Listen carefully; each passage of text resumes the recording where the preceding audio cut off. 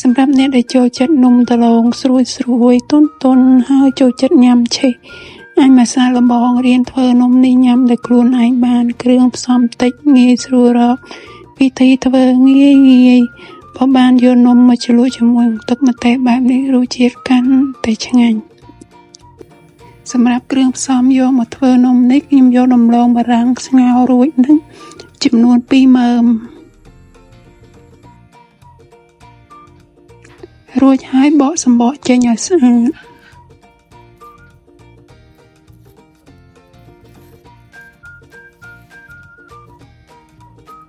បន្ទាប់ពីបកសម្បកស្អាតហើយបំបែកសាច់ដំឡូងឲ្យទៅជាម្សៅម៉ដ្ឋ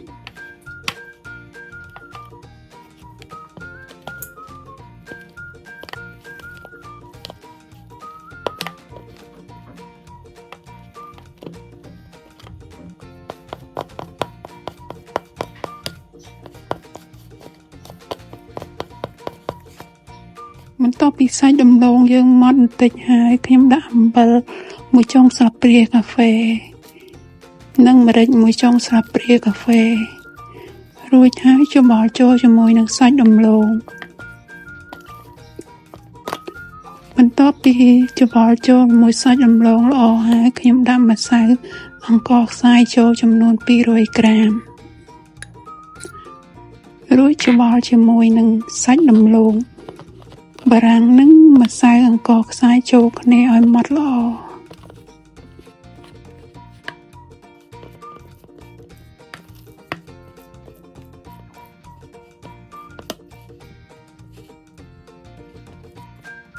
បន្ទាប់ពីសាច់នំយើងម៉ដ្ឋចូលគ្នាបានល្អរួចហើយខ្ញុំកាត់វាជាដុំតូចល្មមរួចហើយច្របាច់ទៅជាសប៉ែតបន្ទាប់ពីស្វាច់ជាដុំសប៉ែតរួចហើយខ្ញុំយកដុំឈីមមកដុំតូចល្មមមកធ្វើជាស្នូលនំ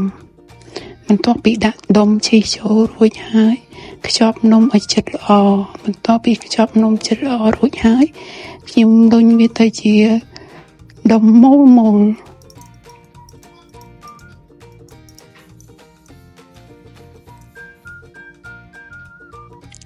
បន្ទាប់ពីលុញ